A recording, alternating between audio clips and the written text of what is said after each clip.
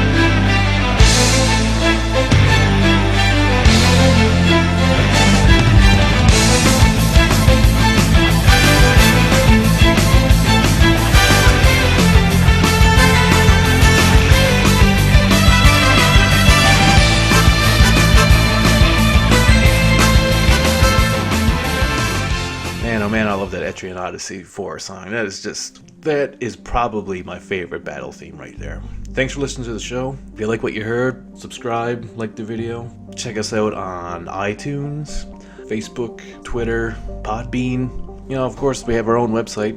You can check us out at 1337fmnerdtalkradio.com, where the newest episodes will be on the front page, always, of VGM Monday, and of our main podcast, 1337FM Nerd Talk Radio. It's all there. It's updated weekly. I've been thinking about maybe starting a blog. That will be on there too. But yeah, just check out the website if you want to see more. I'm going to go with one last battle theme. This one, I had to kind of explain a little bit. It is a favorite of mine. I've heard it so many times, but it's just so weeby. But I love it. I cannot not love this song. From Persona 4, here's Reach Out to the Truth. Now I face out.